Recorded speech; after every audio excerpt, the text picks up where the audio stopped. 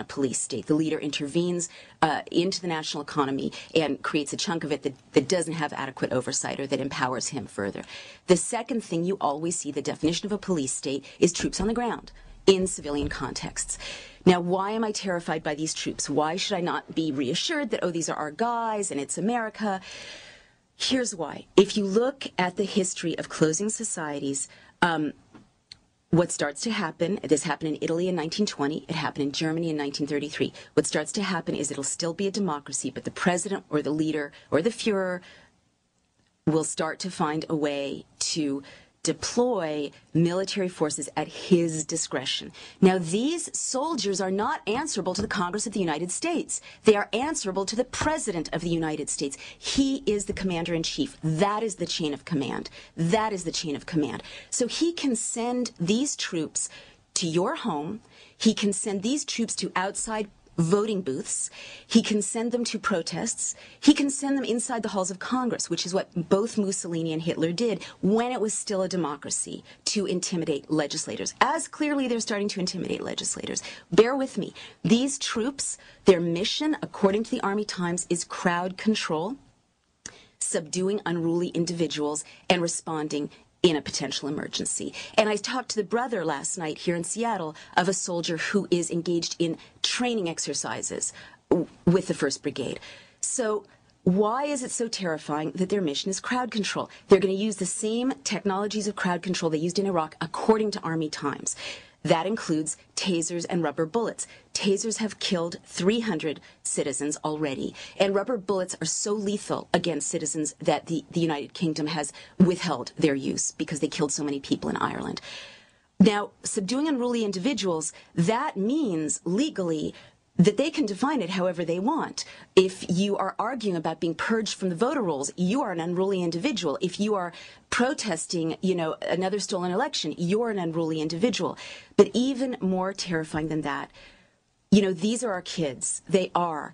But first of all, do not be deluded that if someone is of the same nationality as the citizens and they're a soldier, they will not follow orders.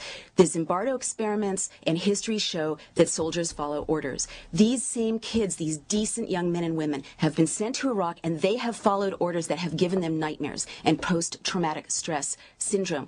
As a matter of policy, they've been charged with torturing. As a matter of policy, they've been charged with intimidating civilians. As a matter of policy, the U.S. military takes hostage wives and husbands of suspected insurgents and holds them, essentially kidnaps them to pressure people to turn themselves in. As a matter of policy, the U.S. military has followed orders to lock up journalists. There are 8 journalists in U.S. custody in Iraq. Now I'm going to close the circle and I'm going to scare you to death because I'm scared to death.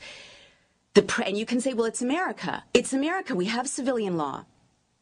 The president and his lawyers have successfully established a legal claim for the war on terror that the whole world is a battlefield.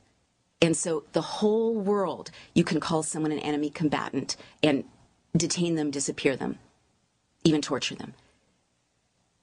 If the whole world is a battlefield and there are troops on the ground in America, how is America not a battlefield?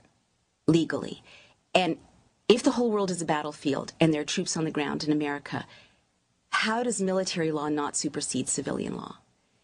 And closing the circle finally, when Brad Sherman says we've been threatened with martial law, before the 1st Brigade was deployed, that would have been an empty threat because National Guard responds to the governors and we managed to stop Blackwater by enough people screaming and yelling to keep them from being deployed as the president's army. The president now has an army.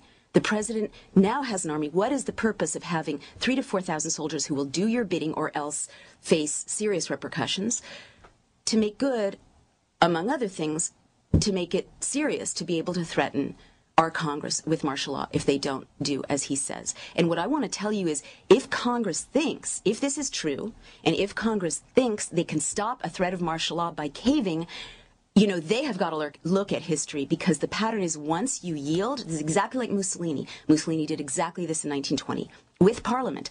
Once you yield to the first threat, instead of arresting the leader who has staged a coup, you see more and more and more serious incursions. Yeah, there was a lot of parallels between the bailout bill that was just passed and the Patriot Act. I mean, that sense of fear, we have to do something very quickly. The change from the original bailout bill being 4 pages to now close to 500 pages, where our elected representatives did not read that. That's exactly right. I mean, the Patriot Act was rushed through with the same, as you say, sense of urgency. They were told they weren't patriotic if they didn't pass it. I've held the Patriot Act. It weighs as much as a newborn baby. It's like 7 pounds. And they were given like 6 hours in the middle of the night to read it and pass it. I think we're going to find with this bill, as I say, if it follows the historical pattern, that the president, especially with his personal army now, is in a position that he will be very difficult to be told no to. And that is the definition of a coup. It's also interesting that the Army under Rumsfeld had changed its oath recently. So it has a completely new oath that... the Warrior's Creed, right? Is that what you're talking about? I believe so. And to the Commander-in-Chief rather than the Constitution. And to the mission, completing the mission is like the top priority. Oh, rather than serving the Constitution? Yeah. Well, it's the first thing mentioned. Yeah. So... Wait, but can we just not stop there? I mean, we have to get out of the habits of thinking in a democracy. We have to understand that we're thinking in a police state. October 1st, the coup took place. October 1st, 2008, the coup in America took place. So we have a small window to act, but we have to realize we have to speed up our reflexes because we're in police state time. We're in coup time. I mean, we have to think like Pakistanis, and we're in an emergency. And one of the things you have to do, the only safe thing, is to arrest the people who have staged a coup. Now, Congress isn't going to do it. They're intimidated, and they don't have the powers.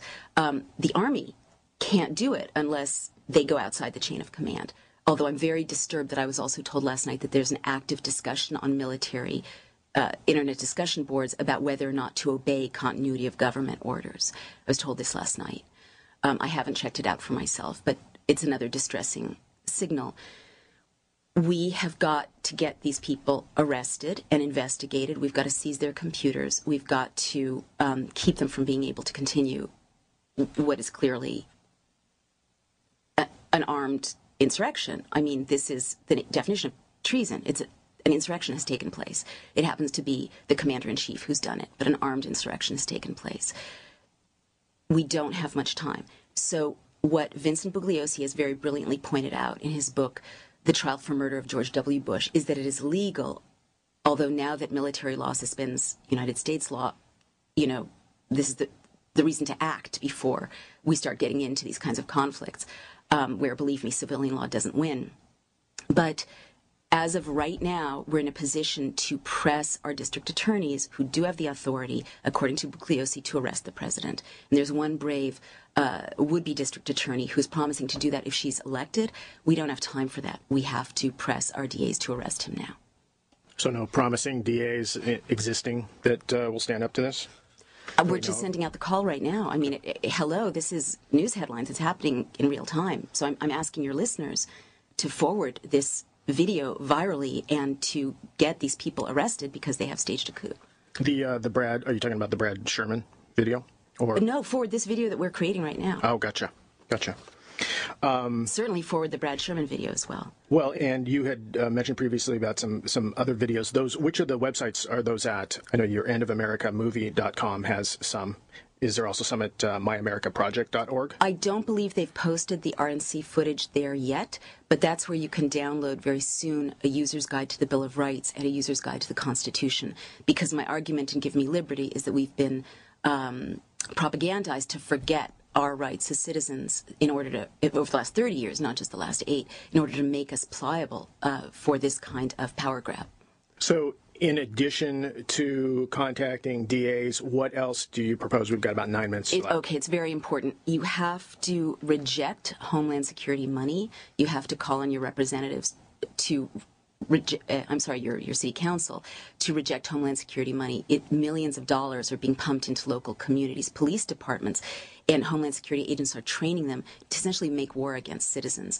And Homeland Security money is actually being funneled in advance to pay off lawsuits that citizens are going to bring after their abuse by police officers and Homeland Security agents. So it's basically ransom money to buy off the rights of American citizens. You have to reject it. And by the way, a police report came out saying it's not helpful, that, crime is escalating.